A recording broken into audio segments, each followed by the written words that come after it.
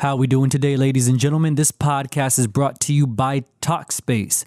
Talkspace makes therapy available and affordable for everyone. Their mission is to provide more people with convenient access to licensed therapists who can help those in need live a happier and healthier life.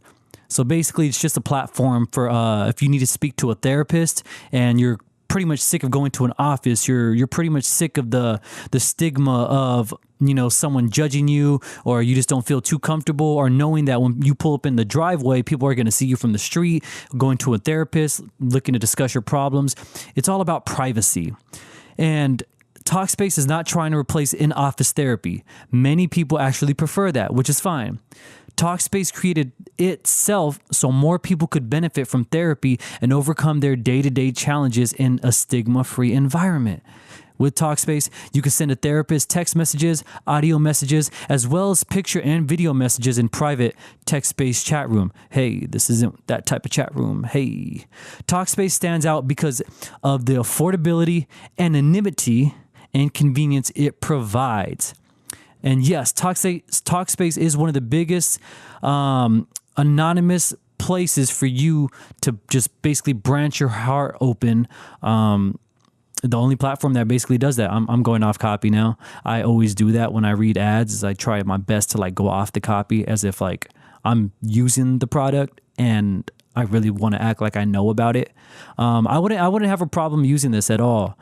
You know, I in my third book, Right from the Heart, I had a chapter where I spoke about mental health and how important it is to have mental health flourish, and to be able to have someone in your team that you could speak to, that you can be as open and honest without any criticism. But this person needs to organize your mind. They need to be able to understand you and to help you, you know, put pieces together or take pieces apart that don't need to be put together.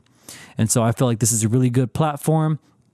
So if you're looking to get some therapy that's online, it's effective, and it's affordable, go to Talkspace.com. That's TALK space.com. Talkspace.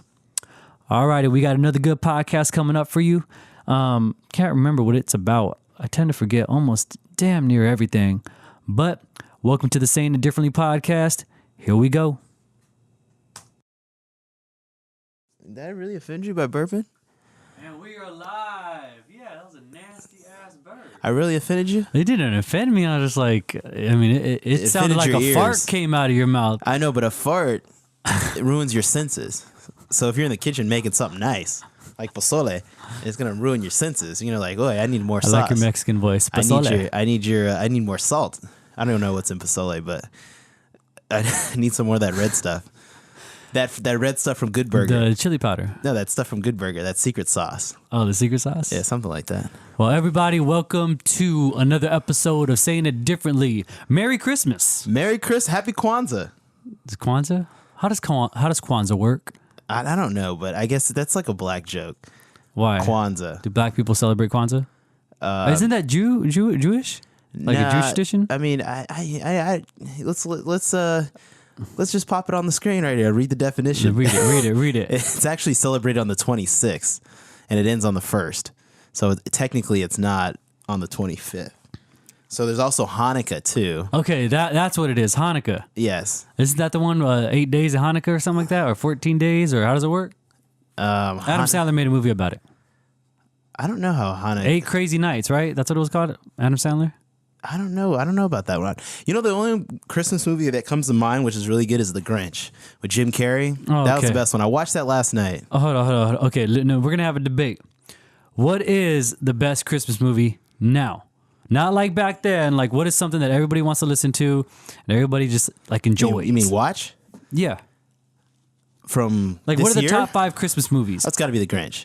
Okay. What's the one I Poke My Eye Out? Christmas Story? Is that one? Okay, so A Christmas Story. Red Rifle? Yeah, that's A Christmas Story. You have Home Alone 1 and Home Alone 2. Those are not Christmas movies. Those yes, are just, they are. They are just in Christmas time. Yeah, but it's a Christmas movie. Like, I only watch Home Alone when I'm home alone on Christmas. I think Home Alone 2 is the best one. Is that the one he's in New York? Yeah. Yeah, that's the best one. That's the best one. And then, okay, so you have A Christmas Story, both Home Alones, The Grinch, and then Elf. And Elf? What about the one with It's that old movie. I think that one's called A Christmas Story. I know which one you're talking about. The little boy Mr. wants Bailey, that one. Oh gosh, I don't know about that one. It's the That sounds like when there's a rich guy and they're shutting the city down and Mr. Scrooge. No, it has a like a religious Christian. Oh God, I don't know that one, man. No, We're in it for the fun. No, but no. There's another. It's a Wonderful Life. That's what it is. It's a Wonderful Life. You got to put that one on there. I've never heard of it. You never heard of it? Never heard of it. You should have watched that one. There's also Bad Santa 2. Those are pretty. But you ain't funny. gonna watch that with your grandma, your family. Oh, so are we talking about family? I mean, I'm family just movies? saying, like that is one, but I don't think that's a big one. Yeah, Elf was okay. No, I'm not- Elf is okay. Fun fact about Elf. So I like to do a little reading. Sometimes I like pull up like, oh, what's going on with Elf? Like, what are the news? What are they talking about online? And so I pulled it up last night, and they were talking about how it got created in 2003, and Will Ferrell wasn't the biggest guy, but he was on the verge of breaking into this character that he is today. And they said Elf is the reason he is the man he is today. And then it was breaking things down. So the director is Jon Favreau, and Jon Favreau directed Iron Man in 2005. No, I mean 2008, I think. But it was because Elf had so much success, they said, hey, we need a guy to take over the first Iron Man. Like, we don't know where this is going to go. I mean, basically, because of the success of Elf, Jon Favreau was given the credibility to go do Iron Man, which started the Marvel Universe. So if it wasn't for Elf, we wouldn't be fighting Thanos. The Avengers wouldn't be fighting Thanos this year. Or next year. Isn't that crazy? It is crazy. Like, you don't know what links. Like, Will Ferrell is the reason that we have superheroes today. Because that successful movie, they wouldn't have allowed another director to take on Iron Man. Or it wouldn't have started it the way it did. It's crazy. They could have got one, but it probably would have been different. Yeah. It would have been a different feel. concept, a different idea. Maybe Robert Downey Jr. wouldn't have been it because Iron Man, because they want different people to tie into the director and how the director feels about the casting. Isn't that crazy? Yeah. But Are we doing fun facts? Because fun fact about the Grinch, Jim Carrey played that role, and he was actually the lady who had the story. She owned the rights to that. Would only let Jim Carrey and a director. She picked a director to do it. So it's kind of funny how that happened. People want specific people. I don't know why. Maybe it's just because of their previous history. Well, no, in movies. When you're casting for a movie, you really have to think. They wanted Jim Carrey to actually do Elf, and they had that script apparently since like 1993. Really? So they held on to it for 10 years trying to find the right person, and Jim Carrey was like the number one. And I don't remember reading why he never did it, but basically, Will Ferrell got picked in 2003 and one of the greatest classic movies. But it goes to show, as we're going to get into our topic for today, what you plan today or what you do and how today it can radiate success that will open up new doors and opportunities for you in the future. So what are we talking about today? 2018. 2018. There is 6 days left. Is there? Wait, what's today? The 25th? Well, 6, we 7, got the 31st? 8, Yeah. 9. Well, actually, 30, 31. Yeah, there's 6 days left. So, I mean, there's a lot of us that are off. And I think this time, you spend your time with friends and family. But now is the time to crack open that notepad and start going through 1 through 10 goals. And what I've actually thought about, thinking about this podcast, what we're going to do is we have our core 4, right? We have our core 4 mentally, financially, spiritually, physically. Yeah. And there's another second 4 where I'm thinking environmentally. Doing something for environment, planting a tree, doing that garden you always wanted to do. So something that has to do Stop with throwing outside. trash out the window. That stuff like that environmentally. Maybe buying, I guess, what do you call it? Green. Going green. Going green, yeah. Yeah. Changing all your lights to That's eco actually lights, very true. So there's other 3 that now I'm forgetting, but they're environmentally, philanthropy. Yeah. Okay. So I was going to say something community wise. Yeah, community. Yeah, exactly. And so, I've been reading a book by Sebastian Junger called Tribal. Okay. And actually, it's an audio book. So whenever I'm working, I have enough time to listen to everything because my work doesn't require me to I could listen to things. And so this is one of the most amazing books, and one of the things that I really want to incorporate into my life for this upcoming year is just an actual strong sense of community. So a good example of this community is basically whenever it came to war, like let's bring up the Britain, when Germans were dropping bombs on them constantly, they would do statistics and polls to find out how everybody's feeling during getting bombed. We're over here drinking our tea, eating our little biscuits or whatever, and then all of a sudden a bomb hits us, and then half the people in that building are dead. And so they're like, goodness gracious, the British were preparing for like mass panic. They were preparing for all these atrocities that they couldn't even prepare for. They just, okay, well, if we build a bunker for everybody to stay in, what happens? Will anybody even come? Or if they come, will they ever leave once there's problems and we get bombed? And so there was so much panic, they didn't know what the people were going to do when the war happened. And so when thousands of people are dying almost, weekly, they were wondering what the hell their morale is going to be. And they came to find the morale of the people actually got better. They actually got stronger because they were getting bombed. So they're proving and they're showing something that like anthropologists seem to know, because when anthropologists go into the woods and all that, all it is a tribe of 60 to 100 people. And so whenever you have these small tribes, you have to depend on one another for survival. And so that makes you always feel like you're important, that you need three things to survive on. You need to feel authentic in everything that you do. You need to be competent, and you need to feel a sense of community. With those three things, you are extremely likely to battle depression, anxiety. I mean, those things will almost seem non-existent. And so what's up? That what actually takes me back to a regular job, not to throw off your point there, but for an employee to stay at a job, they need those three things. Yeah. And, because if not, they're going to look for another job. They're not going to want to, they don't want me here. They don't need me here. Yeah. I have nothing to offer. So that was kind of interesting. You put that to that point. And like I said, those three things are, you want to feel competent in what you're doing. So let's say if you're, let's go back to tribal. Let's say if your job was a gatherer and you're picking berries, you want to make sure that you're picking all the good berries, a lot for your village, because if you don't bring enough, some people might not eat. And so you want to feel competent. You want to feel good at what you're doing. You want to feel authentic is number two. You want to feel authentic in what you do. You don't want it to be faked. You don't want to lie. You go to Russia, and apparently a lot of examples from Russia, they're very blunt people. You go out there, and I was reading another book of a man who went out there, and he was just like, man, like Americans, all we do is like sugarcoat everything. Like if you don't like your coworker, oh, hey, how's it going, Bradley? Oh, yeah, and you walk away, fuck that dude. But in Russian culture, you kind of say everything how it is. That's totally me. I tried to stop doing that. Like faking it? Yeah. But there's a sincerity, there's nice, it's a way you carry yourself, right? Yeah. But in your mind, I think it's damaging when you think like that. When you're like, hey, how you doing? And you're like, you're saying something negative behind them. Mm-hmm. I think it's damaging to you internally. Like it kind of makes you sick inside. It doesn't feel authentic, huh? No, but you're killing yourself because you have those bad thoughts that are just gonna, spread throughout your body like cancer, almost like what do they call it, metastasize or something like that. I don't know about that. Yeah, it's really bad, those negative thoughts. But let's see. So you want to feel authentic in everything that you do, and if you're kind of faking it with people, bringing up a good example, a friend of mine went to another friend's party over the weekend. My best friend did, and I don't associate myself with a certain group of people anymore because I don't agree with the characteristics, the actions, the behaviors of someone in that group.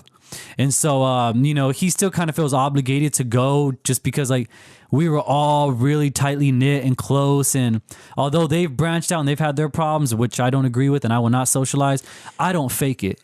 And is that because you want to separate so you don't get involved with those problems, or those problems don't affect your life? Well, it's going into, I don't like this person.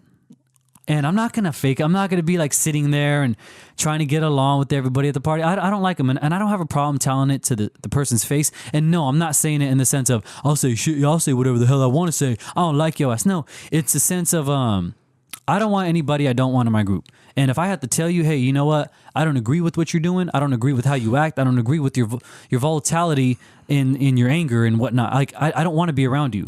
You're not pertinent. You don't make my life better in any which way.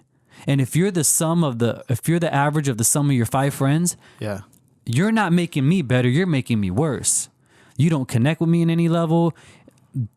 The energy you bring isn't what I bring, what my friends bring. And so my best friend, when he goes, he texts me the whole time, why am I here? Oh man, I shouldn't have come. And I go, look, 2018 is the year for cutting people off. Yeah, I was just thinking about that. I was like, let's go through your contacts. Like, who can I delete? Yeah. I gotta delete some.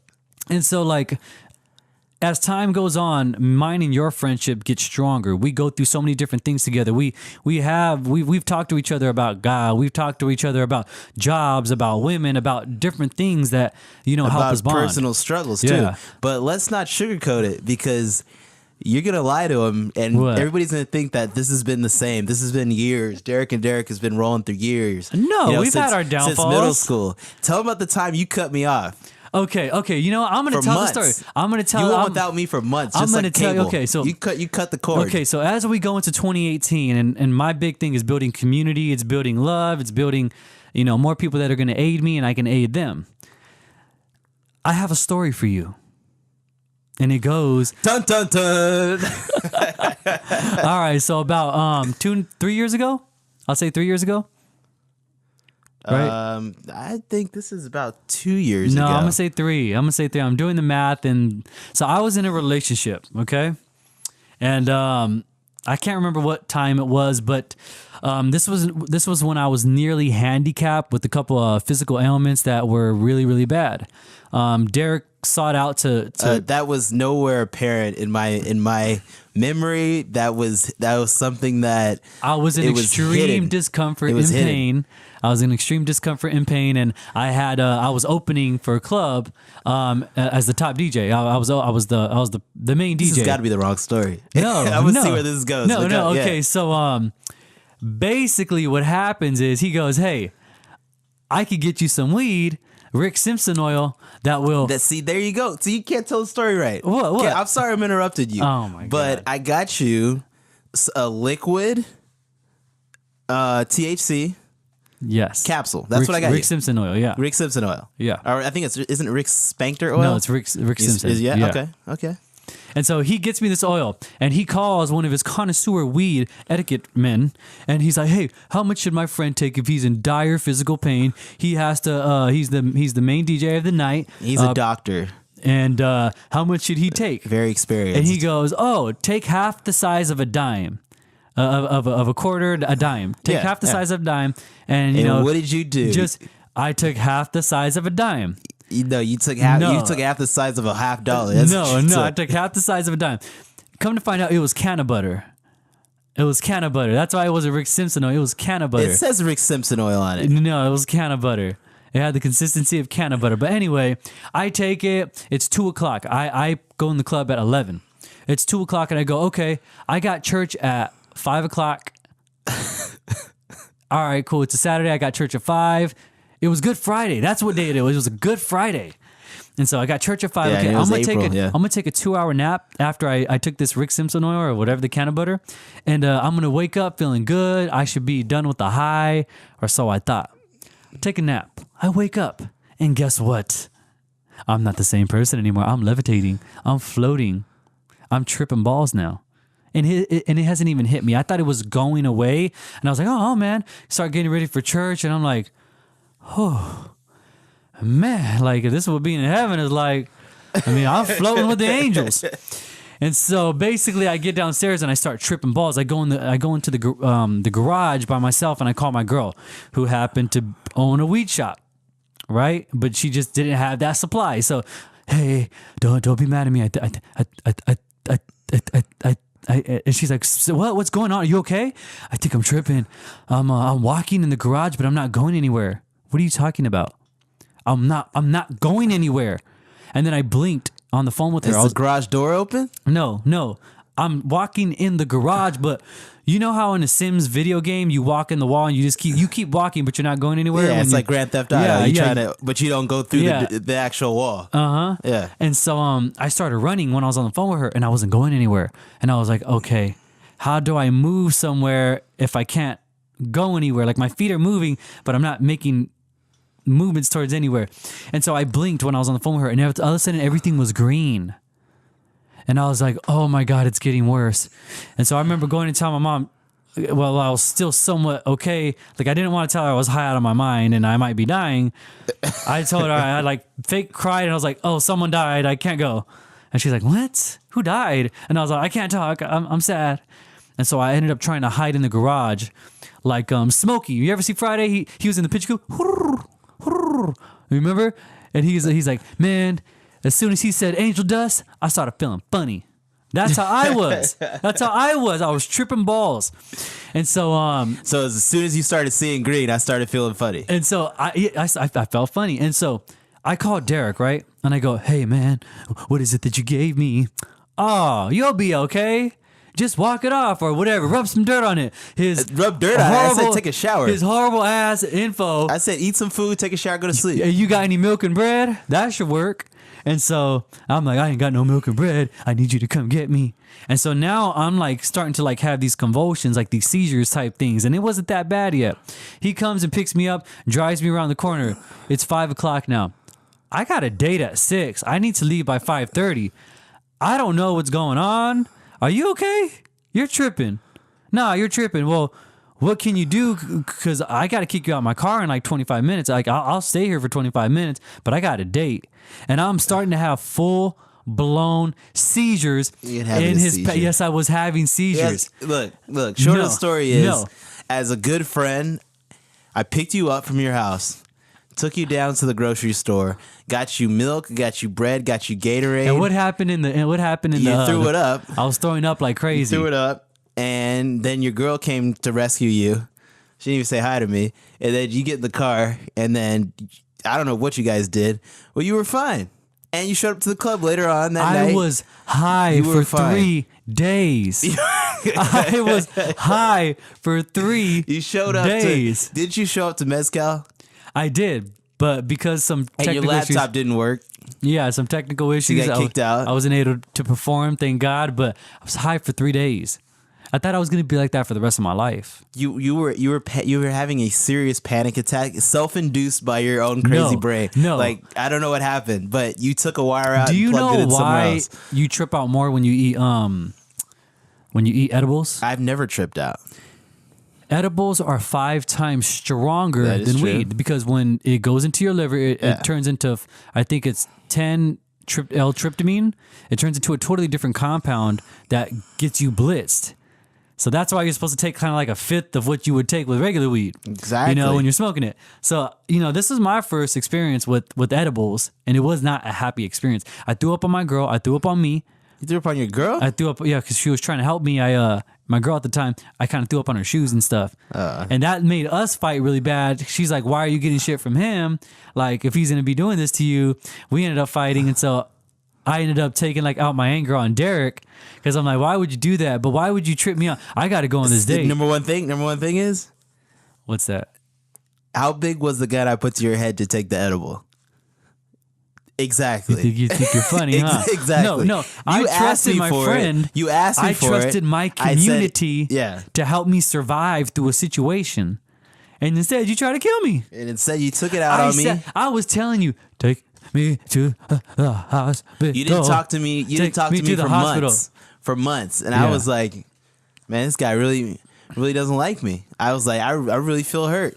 But you know what I did? When someone else does something, when someone else wrongs you, you don't wrong them back. You don't. What does the Bible say? You don't stick something back in their eye. You look at your eye and see how big the log is. Mm-hmm. And what would Jesus do? You forgive him.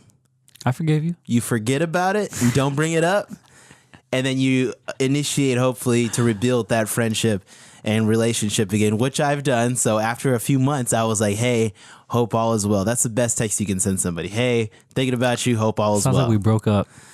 And then you were like, hey, I'm doing good. I've been meaning to call you. you know, and then he was like, I'm sorry. I was like, I know you're sorry. No, bullshit. Bullshit. But the one thing I've learned, with all my closest friends, you have to fight. You have to have that one big fight to really test what your care and what your love is for that other person. If you don't go through that, I don't consider you real friends. But what if you fight all the time? I mean, that's a different story. That's unhealthy then. Mm-hmm. But what I'm saying is, like, we don't fight. Well, what do we need to fight about? I mean, like, what do men fight about when you're best friends and, like... Women. A lot of fight about women, opportunities. Things like that. But we don't go after the same things. We're totally different lives, but we connect in a different level. So I don't see me fighting with you, but... if you're going to be a close friend, like a family, long time, like I'm going to know you when you have kids, I'm going to take your kids out with my kids type friend, you got to at least have that one fight in my eyes. They need a background check before you do that. That fight is the background check. Yeah. With all my closest friends, there's been a fight where I stopped talking to them or they stopped talking to me or whatever it was.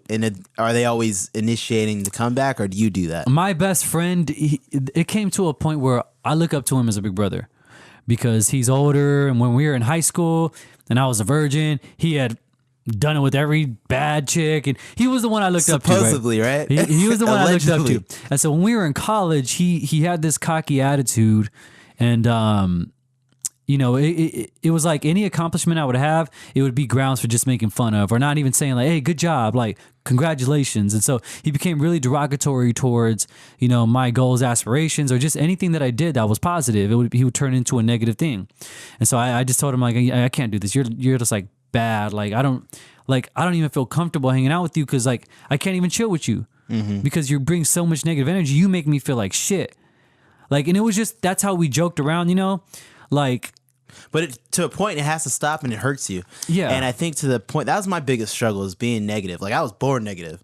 Like, I felt like I was birthed from hell and came up to earth. You know what I mean? I was just born negative. Yeah. So, you know, that thing has to stop somehow because it hurts people. And especially when you meet like a nice girl and she's like so positive, and the next thing you know, she changes and it's like, well, why'd you change? Because I changed you. I'm the one that put that negative energy in you. And so I think we have to get around, you have to stop hanging around those people. Like, you just eliminate them. Well, see, what happened is I ended up telling him I got like an A on a test or something like that, right? And like on a final. Yeah. And then he was saying, you suck. You don't get grades like me. And I was like, you know what? This is becoming a pissing contest that no one will win. It doesn't matter how much water I drink. No one could beat you, okay? But don't you think at the end of the day that, well, you shouldn't drink that much water because you could die. But, sorry, back to your point. Maybe he was actually jealous of something of you. You know what I mean? And I think, right? Yeah. Your nose is bigger. I mean, like something. There's got to be something that I ended up talking to this with him. I think was it like in January of this year? And like, hey, like we've obviously made amends since then. But I remember telling him like, you know, I looked up to you, and like it hurts to know that my big brother is putting me down and not picking me up. And then he made a confession of you know, like I'm very prideful. I have a hard time accepting accomplishments of others because I'm so hard on myself. I don't know how to say anything nice to anybody else. And I said, well, that's your fucking problem. Yeah, you really need to learn because like I'm not the same person. And there's not going to be that many people that are going to be able to take it as long as you did. And so I mean, you get to these areas of reflection and like, hey, I'm your best friend. I need to be able to tell you you're a dick. You know, you're a dick. You need to stop acting like that. Like, yeah, we can joke around and I can mess around with you. I could talk shit to you. But at the end of the day, I need to know that when something good happens, I need you to say, hey, you did good. Because that's the point of having a community, is you guys picking each other up and adding to that sum, that value that you bring to the table. You need to add to that value. And so for people listening, what are your goals for 2018? Who are you going to cut off? Cut off 2018. No, I'm not even saying 2018. If you're still cutting people off in November, that means you were adding the wrong people in the beginning. So you know what? Cut off January. January cutoff. I think it's hard to burn the boats for most people. It's hard to get to a point where it's like, well, I don't want to go from 4 friends to 0 friends or to 1 friend.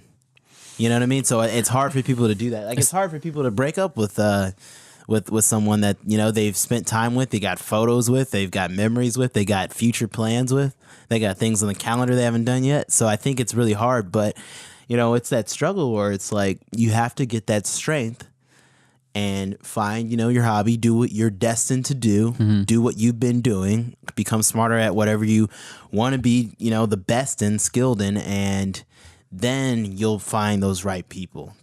Keep opening those doors and those people will come to you. So then you can replace them. Yeah. There might be a gap in between, but I did that. I burned the boats with some people that weren't doing too well. And you know what? I'm so glad I did, because when I look back at it, where are they at right now? They're trying to catch up. They're really trying to catch up. And it's like, you know what? I'm glad I did that. I'm glad I went through, I don't know, maybe a year, a couple years of just being just down, not being too happy. But then, you're just like, hey, you know what? I'm going to stop being quiet. I'm going to go out and say, hey, I'm Derek. Nice to meet you.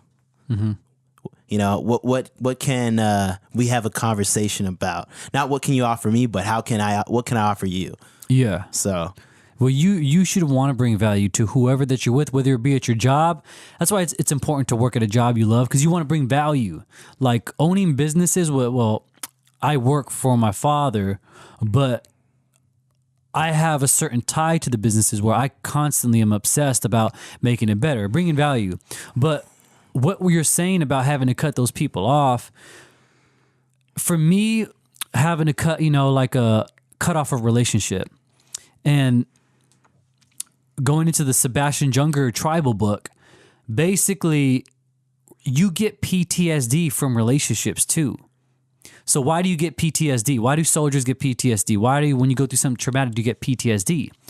Well, one, PTSD is your body's way of telling you, it's trying to remind you constantly not to be around something like that. Your body is wired for survival. So when soldiers come home from war and they experience something like they're getting shot at, or basically their life is in danger, their body is telling them, hey, do not go back because you could die.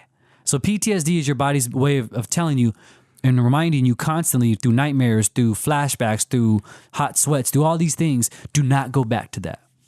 And so they've come to find that soldiers that come home, for some reason, they all want to go back. Not all of them, but a lot of them. And they're asking why? And it goes back into community. And so they did a study, the difference between rape and getting shot at, or having a traumatic experience like your dad beat you, or whatever experience that has triggered you to behave a certain way that would be considered not normal. So the difference between rape and PTSD from other areas is, when you get PTSD from something like war, when they go to war, they have a strange sense of a community in the battlefield. Why? Because as I said before, you have community of survival. You need to depend on this person in order to survive. And everybody becomes close, unlike no other. You have these memories of going through training, with laughing with your soldiers. And yeah, the worst thing that could happen is your buddy dying in combat. But you have so many good memories from other things, training or whatever it may be that made you happy, or maybe you get an adrenaline, a thrill out of it. So there's positive memories that go along with it, which is why a lot of them want to go back. Because when they come home, we live in a society where, even though there's more technology and everything, we're more individualized because we can acquire more. Where back then, when you were 60 to 100 people in a tribe, you had to rely on everybody, and everybody slept in the same hut. Everybody was close to one another. And so the difference between that and rape, yes, it's traumatic. You can get PTSD from rape, but there's no benefits from rape in the sense of there's no positive memories. Like, when you get raped, it's nothing but bad.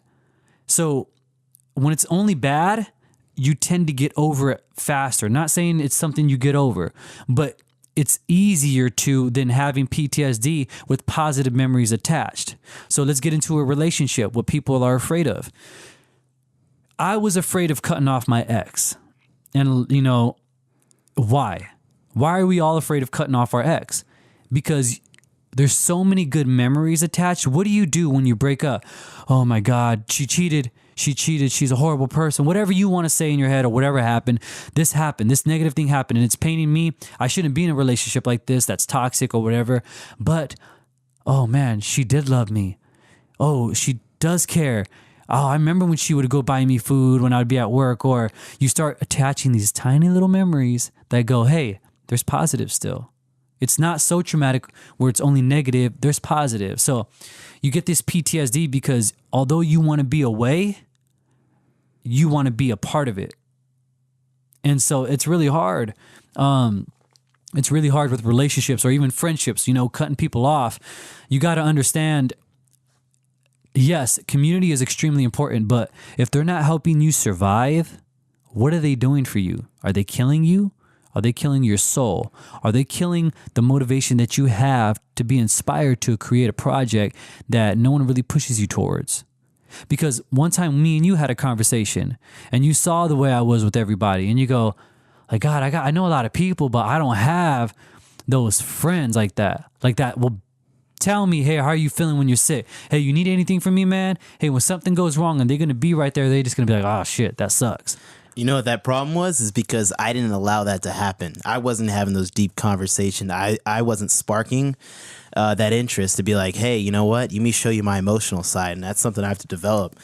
I don't know what happened, but I don't have an emotional side. I had to make that grow. And I notice, when you're around a female, it's like they're going to need that energy. They're going to need that, hey, do you actually really care about me? Do you actually love me? You're not just here for my looks and a good time or whatever. It's just, it's something that you have to really deep think and sit down and like meditate and being like, like, what are my thoughts? What am I actually feeling right now? And I just felt like I had no feelings at that time. Mm-hmm. Well, you had told me too, I don't get having, the same friends because basically, if you keep making new friends, you get to come up with more value. And that's what you believed at the time. If I just keep meeting new people, I'm going to have more and more opportunity. But here's where it gets crazy. I don't remember what comedian or who, I think it's Neil Brennan, the co-creator of The Chappelle Show. Mm-hmm. He has a comedy called Three Nights or Three Kings or Three something. Basically, he had said in an interview, the only reason I became so big is because I've had the same team. It might be him, it might be Jay Leno. I cannot remember for the life of me. But in order to make it that big, you need to have a team of basically the same people that are going to help you get there. So while you were doing this method of, I'm going to use you, I'm going to give you value, and I'm going to keep climbing up the social ladder, the people who make it the biggest, like The Rock has probably had the same team from beginning to end that know him, that know how to work with him, that are in like cognition with him and all these sorts of intricacies that you cannot get when you're constantly, going in between people. So think of a quarterback, a first-year quarterback and a first-year wide receiver. They're not connecting really. Sam Darnold from USC was not connecting with Tyler Vaughn or Michael Pittman in the beginning of the season. You're like, why the hell are you dropping all these passes? They might not be used to the way he throws the ball to their chest when the last quarterback threw it up in the air, like above their head. They might not be used to how hard he throws the ball versus they're used to a soft touch from Peyton Manning or whatever. You get what I'm saying? And now at the end of the season, they're connecting.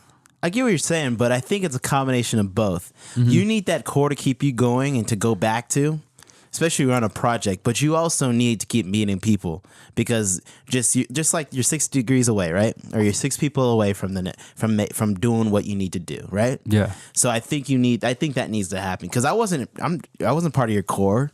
Mm-hmm. I think you were my core in the sense of like when it came to business, and then our bond kept going into relationships, and then like we started talking. You didn't meet me, and then you met a couple other people, to help, get you, I guess, just a few more dollars for your business. Mm-hmm. But I think that you got to have both. And I was, and that's my problem. I'm always on one. There's no balance with me. Mm-hmm. It's either left or right. There's no middle. Mm-hmm. And so that's where I had to figure out, well, hey, I need both. I'm going to need the core and I'm going to need to meet, legions of new people. Yeah.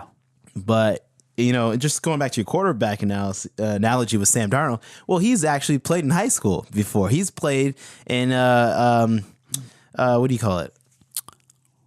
What's the one before? Not Pee Wee, but Pop Warner. Yeah, Pop Warner. Played in Pop Warner. So, so I think that's something that we forget is the experience. When Randy Moss showed up to New England with Brady, You know, they weren't just, you know, hey, we're starting off rusty. That boy was catching 70-yard passes, bombs. 2007, or yeah, it was 2007 before he got injured. 2008 by who's that guy from the Jets? Tore his knee, but yeah, ACL injury. Not Doomerville, I forgot his name. But anyway, the point here is they showed up, but they had that mesh. They knew what they were doing. So they showed up, and think of that's experience. We're on the younger side of things, so we're more so. We're not in the league. We're so in the roots right now. We haven't been playing this game of life for a long time. So for the people listening, when I had to cut off, you know, and I don't mean to say it in a derogatory manner, but you know, when I broke up with my, you know, first love, you know, that was the hardest thing for me, and it left some scars, but you also learn a lot about yourself. And one thing I learned is, you know, as I've aged, I've kind of exponentially grown because of the way that I've liked to learn, and that's what I would say about myself. I can't speak for what other people would think of me.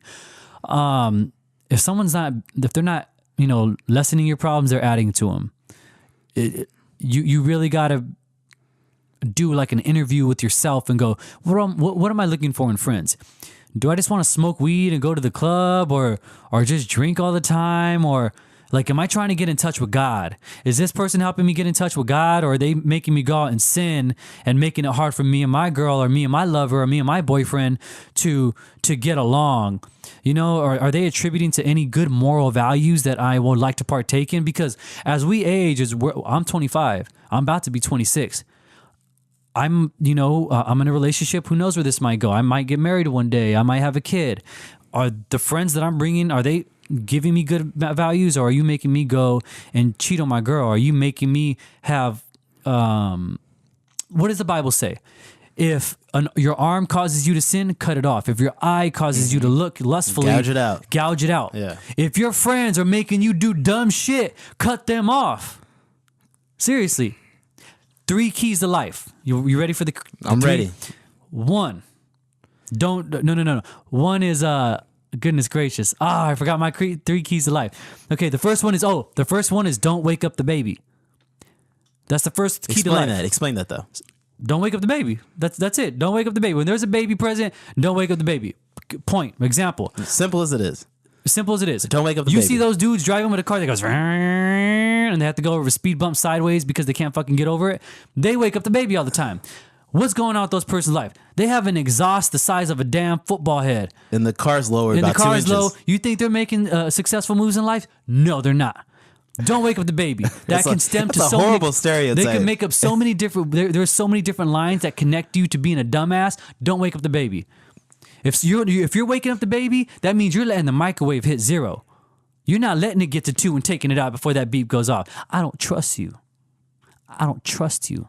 That means you're not going to bed on time. That means you're staying up. When you go to bed before 12, you're actually getting like 2 hours of sleep per hour because your circadian rhythm. Don't trust people that wake up the baby because they don't give a shit about anything. They don't care about just that's key number 1. Key number 2 is don't leave Steph Curry open for a 3. Okay? That's the second key to life. All right? And the third key is don't do dumb shit. That's all you got to do. It's not that hard. The third one's hard for most people. When you say people, how am I going to get out of debt? Why I need to keep accumulating credit card balances that I can't pay for? Well, stop spending money. But it's not that easy. It's not that easy. Why I keep gaining weight? Why come I can't lose weight? I was trying this new diet. I try to go to the gym. I'm doing this new plan. Well, it's because you're eating the same. You have the same diet. Mm-hmm. You're eating the same food. You're around the same people. You have the same routines. Mm-hmm. It's not that easy. Number 3 is not that easy. So give me 3 more steps for 3 so I can accomplish. Step number 3. Okay, so basically, I'm going to go into my goals for 2018. I'm going to go into some of them because I don't like just sharing everything because it's not for everybody to know. It's for me to work inwardly. So one of mine is to release my 4th book.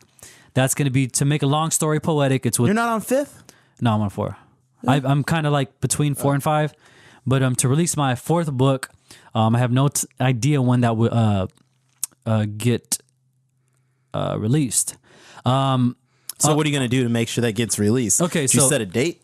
Let's take into the steps of what it takes to have a. So basically, me and Derek have spreadsheets of about, I mean, I have, I think 14 to 15 goals for the year.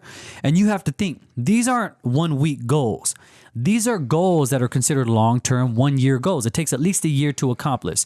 So within these 1 year goals, I need to break it into 52 weeks. So if I want to release my my fourth book, To Make a Long Story Poetic, what I need to do is every week I need to make sure I'm writing. And if I'm not writing, guess what? I'm not going to achieve that long-term goal. The goal is to scratch off every goal by the year. This previous year, I did all but 1, 2, 3, I think 3 or 4 goals. Yeah. And so you want to make a shit to-do list every week, and you want to work slowly on each of those goals. And even if you don't feel like doing those goals, which is a lot of people's problem, they look for motivation before they do the goal, before they work towards it, and that's wrong. For the people listening to this, you might not feel inspired to go into 2018 like, oh yeah, I'm gonna get it done. You know, when I was able to work out, when I was a big gym head, I didn't feel like going to the gym half the time, but you need to get there. Just start lifting one weight. And guess what? Your body's going to acclimate itself to getting into it. Your adrenaline's going to start rushing and things are going to go. When I don't feel like writing, you know, I haven't done a good job. I haven't written in like 2 months. I wrote like 3/4 of a book and I stopped near the end. It's something called the do something principle. Just do something. If you're a writer and you don't feel like breaking open your laptop because you feel like you have a mental block, you don't know what to write about, get out your phone, look at something and go, I'm going to write about that. That's going to somehow tie into this project I'm going. Write a paragraph a day at the very minimum. That's going to open new doors, new channels, new ways to get into what you're doing. What's another thing? If you want to be a car mechanic, look up 3 YouTube videos a day of fixing a damn alternator. A yeah, radiator. or simple oil change. Mm-hmm. Simple inspection, multi-point inspection, tire rotation, stuff like that, brakes. And I think, you know, AutoZone's really good at that, promoting that self-mechanic, the task for that. And then YouTube, you can find anything on YouTube. We've done engine swaps, transmission swaps several times. You know, just because we messed up, you know, but it teaches you patience. You save a little money, especially if you don't have the money. But I think it's really good to just achieve your goals and surrounding yourself. Get that friend to help you that is a mechanic and be like, hey, can you help me do this? Or hey, do you want to learn something too? What are some of your goals? Yeah, I got a couple goals that I've already checked in green, and the ones in red I'm still working toward. But, you know, gaining weight for me, just trying to be stronger and physically more attractive. I've just tried to add pounds and pounds. So, you know, I've working towards that. Gained, let's see what the actual was. 10 pounds this year. Releasing that Sulu app beta, that's in red because I haven't got it done yet. So tell people just a quick description of what Sulu will be. So yeah, Sulu is our data. It's consulting. It's not a marketing and promotions company as it once was. It's now a data-driven consulting agency. So basically, we have access to all this data that we're going to use to sell to and promote bars, clubs, any venue that has a bar in it. So any entertainment events. So basically, it's an app, and there's 2 parts to it. It's a mobile app that users will use to locate bars and venues in real time with real data, and we sell that data to the venues. And the venues can promote on this platform because it already has the demographic they want to serve to, they want to sell to. So that's what we do, and we're working on it. We're getting there. It's kind of interesting. A lot of our competitors they're fallen off, even though we're falling off, but they've fallen off. So I think we have a better business plan. Their business model seems to not make money. I don't know how they've done it, but it's interesting. I'm really interested in that. Any company that comes up, I want to see their business model. How do they make money? And for us, we're just trying to find the right people we can connect with, trying to get a lot of free labor and internships based on with students that are into coding and programming. But once we get there, we'll make it. I'm not giving up, but I need to work harder on it. Yeah. And so are you going to make that a weekly thing? At least do something per week to keep going? Yeah. Once January comes around, the kids get back in school. That's what that's the focus now. is Okay. to update. It's a lot of work. Like, it's unbelievable how much, especially when you're new at this industry, in this environment. I didn't grow up doing programming and apps and stuff like that. So you're just reading every day and learning.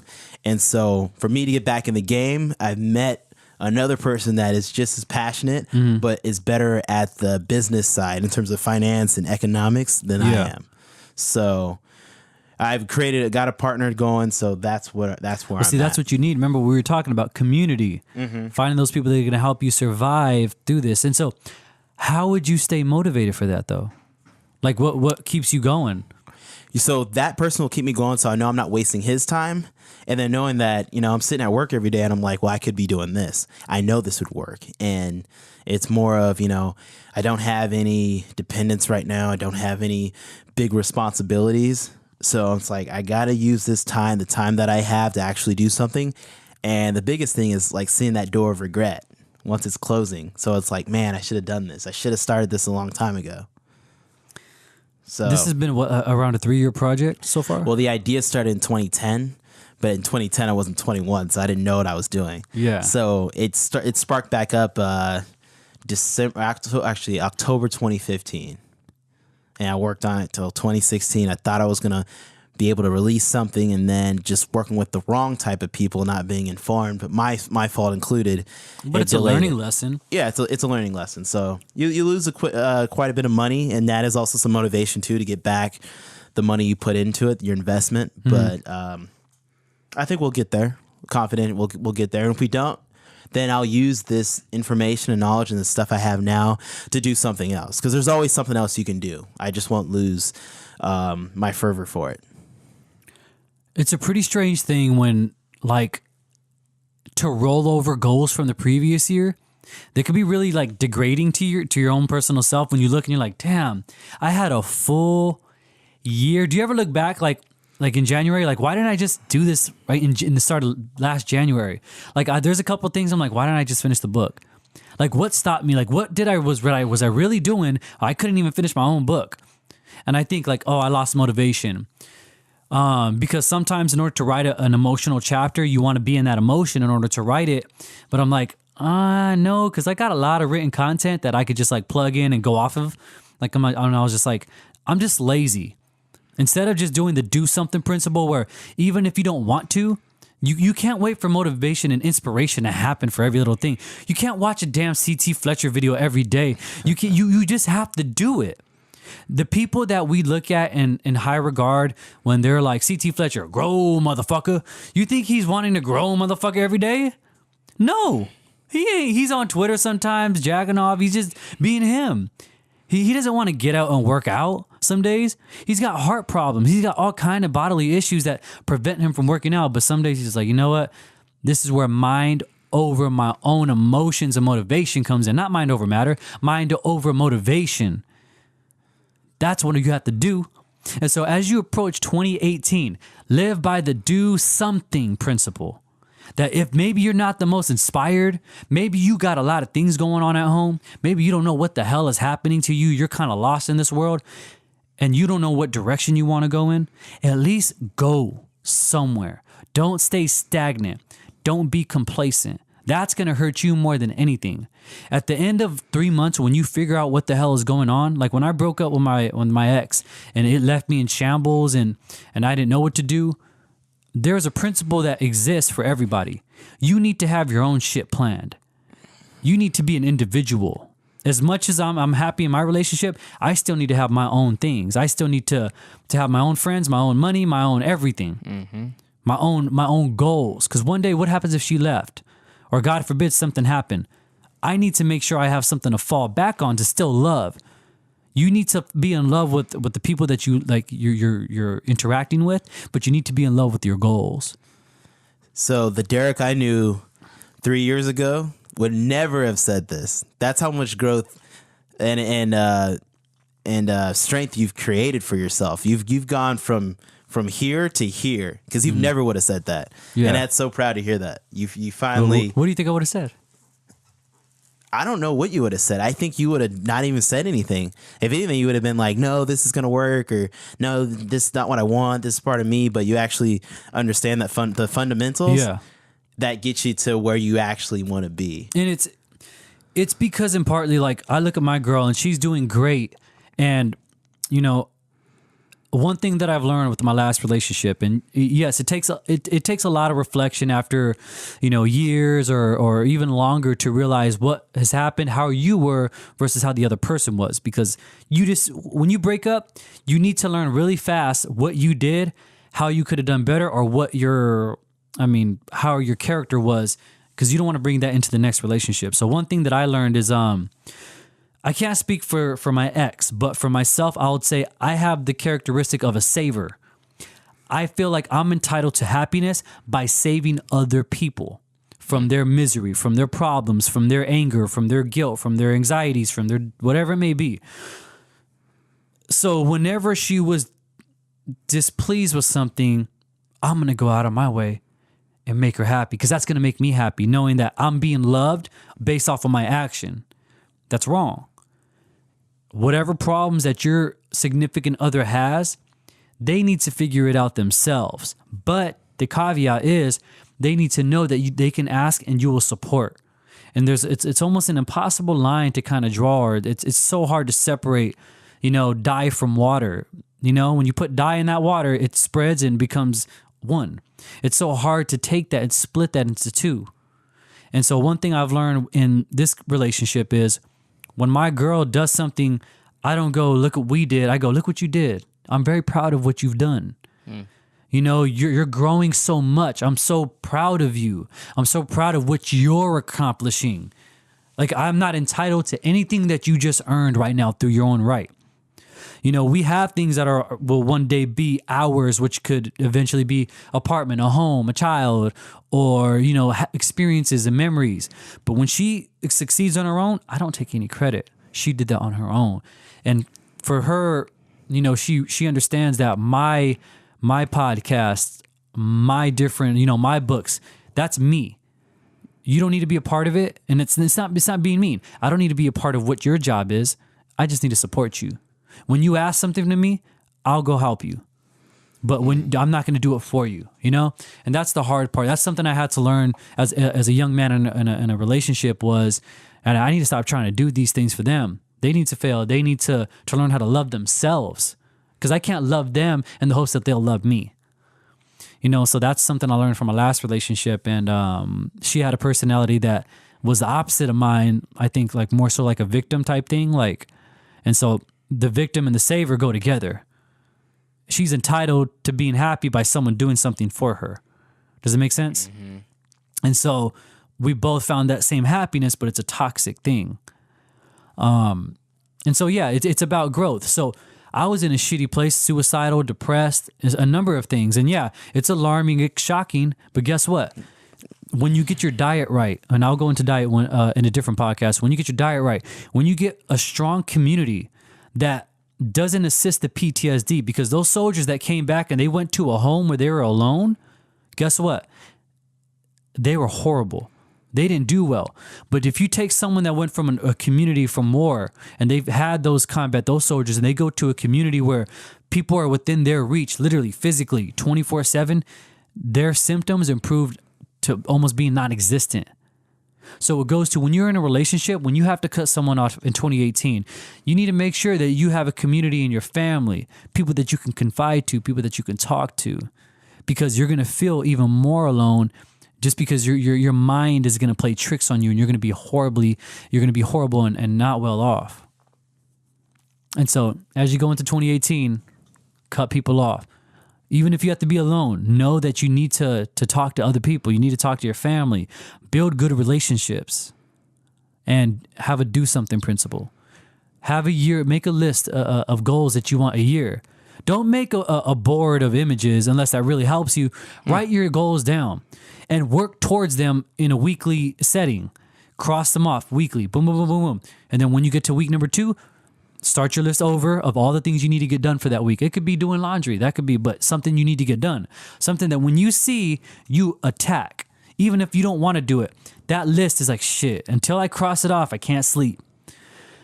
And I don't know. I mean, that's what works for me, but I can't say what the motivation would be for others, right? Yeah, I got a few tips. I think, if you print out, I do a yearly thing, and then throughout the months, I just make sure I'm checking up on, what those yearly goals are. Mm-hmm. But for people who are a visual person that need reminders, like especially if you're starting out with this, I've been doing this for years, so you already know you're already in the routine. But if this is a new system for you, print out your goals, stick them to your ceiling, so when you go to sleep at night and you're looking up, you can read them.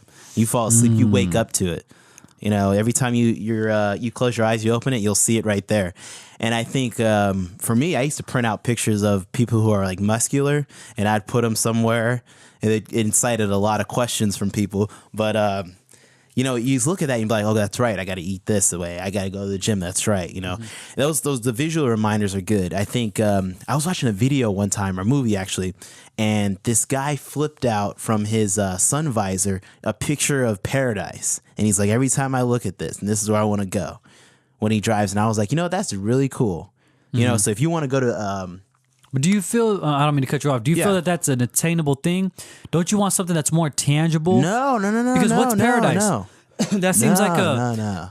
When Arnold Schwarzenegger... That seems like an ambiguous thing. No, okay. When Arnold Schwarzenegger was I forgot where he grew up, but he grew up very poor.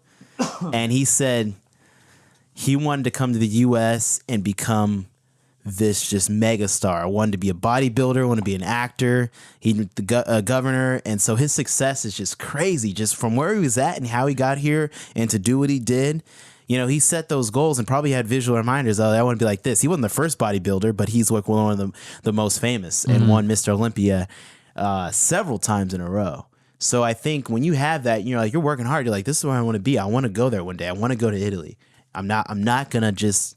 The year goes by. Oh, the economy's bad. Oh, I can't find flights. I have no time off. And then your life just progresses where you have a less percentage every year to actually go to that place. Mm-hmm. So a lot of things like money hold people back, but it's just like, man, if you actually make it work, drop your cell phone plan down to basic. Don't buy the next brand of shoes. Do you need the next iPhone? Yeah, do you but just really? Like your shoes today, tell them. Let's do a quick ad real quick for EQT. This sponsor today will be Adidas EQT, bringing you EQT support through the heel that runs into the toes, where you feel the comfort, and that comfort breeds vitality. So now when you put these pair of shoes on, you don't have to look to the left or right and be like, wow, I don't have the new Pumas. I don't have the new Nikes or the Jordans. I have EQT. They're actually stylish, and you don't have to feel ashamed that you have the lowest quality in terms of brand acceptance when you're walking. But they look stylish. They look good. They help your heels, your feet. You have wide, narrow feet. They're not going to crunch your toes if you get the right size. I go with EQT. Save that money. Don't buy the $100 pair of shoes, right? Those weren't $100? I got it from Christmas. So I haven't bought my pair. Oh, okay. I legit have not bought myself a pair of shoes in probably about 3 to 4 years. So you're waiting every Christmas. Get them till Christmas. So or Christmas or my birthday or my girl might buy me some because I took care of her. I have not bought my shelf. I've not bought myself a pair off of a shelf of a store. See, look at that. There you go. Yeah. Look at that. A pair of shoes, and we'll wrap the podcast up soon, but to finish my goals, one thing that I'm learning about myself is I am really letting go of an image that, how do I put this? I'm very comfortable in my own skin now. I'm very comfortable. I see that too. It's like, yeah, I care about what people think, but not like, oh, does my beard look nice? Does my hair look good? If I like it, I like it. If my girl likes it, that's better because I would want my girl to obviously like what I'm doing, But other than that, I don't care if you don't like the way I dress. I don't care if this girl at the club don't like my shoes because I bet when you go to the damn club and you go home with that girl, she got a dirt ring in her bathtub. I don't give a shit. That girl takes a shit and wipes her ass just like you. I don't give a shit. You want to talk shit? I'll talk shit with you. You want to be black? I'll roast with you. You want to be Mexican? I'll roast with you. I'm totally comfortable with myself now, and it's taken years to get there. Years. We were the same. Keep preaching because a lot of people can't get that point. Years to become comfortable in your own skin to where I was totally insecure that I weigh 129. I lost weight because I have some muscular issues, which I always say I'll go into a podcast one day. But I would be like, oh man, my girl, she used to date some buff guy or whatever. And now I look at this, I see these pictures of this her ex or whatever. I go, this is the guy, the fucking man bun that looks like an onion. This dude looks like an onion. And then I start like doing this thing where I roast, and I'm like, why did I feel insecure? Like, I gotta realize I won in certain ways. She chose you. Yeah. She chose me. You. Like how Will Smith said in the movie Hitch, you got the date. The only thing you have to do from here on out is not mess it up. She said yes, which means she didn't say no. Life told you yes, Derek, which means life didn't tell you no anymore. Why? Because you put in that work. And you know what? I'm comfortable. If she doesn't like me because I'm skinny, guess what? I don't need to be with her. If she doesn't like me because of this or that, guess what? You don't need to be with me. I'm comfortable so much with myself. Like, I think I'm even more attractive than anybody else that she could have been with. And that's such a easy topic to say, but such a hard concept to truly understand. Because why do people want to be famous? Think of what the greed for fame is. You want attention. That's an outward based characteristic. If I have the difference between two goals is saying, I hope this girl likes me when I go talk to her. That's a goal of mine. Okay, well, that's predicated on what this girl thinks. You have no control of that. You will never have control over how famous you are because that's based on what other people think of you. Now, if I have a goal that says, I would like to socialize with more people, regardless of how those people interact with me, I am making a goal inwardly for myself to say, unless I speak, I will not be spoken to. It's totally dependent on me. Does that make sense? Whereas, hey, I want this girl to like me. Well, it just might not be in her character to like someone like you. Guess what? Now you're going to feel like shit because you gave the power to someone else to define you. She's racist. That's what it is. No, but you're totally right. You're totally right. As you go into 2018, make goals that only you can fulfill, not something that someone else has to determine. I want to start a podcast. We started a podcast. Not, I hope people like my podcast. I need to be famous from this podcast. Because guess what? It might not ever get there. And if it doesn't get there, my morality, my self-worth goes down.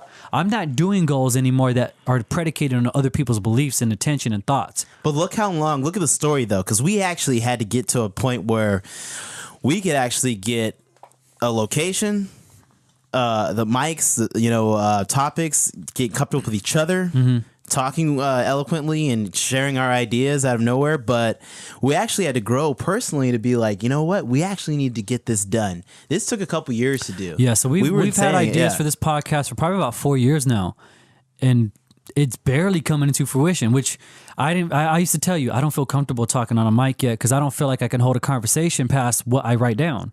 And now we're freestyling everything. But this is what I tell people when they take a photo. A lot of people don't take a photo of me, and it's their own phone. Yeah. But I'm like, well, you can delete it.